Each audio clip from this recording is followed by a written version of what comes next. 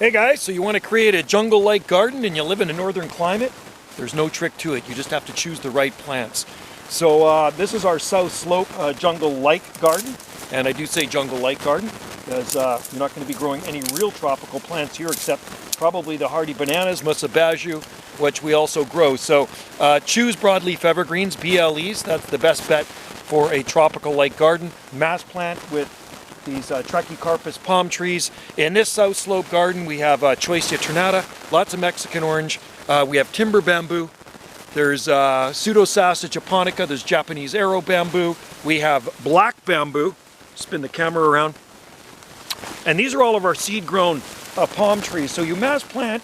Nothing has to be really in any particular order, but it is nice to have pathways going through the plants. There's Yucca recurvifolia over here. There's lots of self-seeded plants in here too. There's hardy citrus.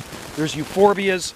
And like I say, everything's evergreen. We actually even have eucalyptus in here. There's olive trees behind us. Trachycarpus hybrid palms, which is a Wagnerianus fortunei cross. We have pure waggies.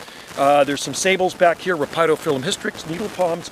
And we're the first week of April.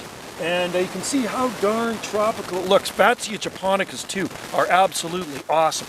And even the native plants back here, we have salal and Oregon grape too. And there's Helleborus blooming. There's Chamaerops back here. There's an olive tree here.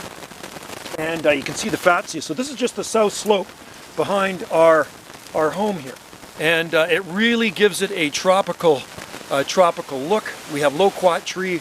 I'll spin this around. You can see behind me here there's eucalyptus.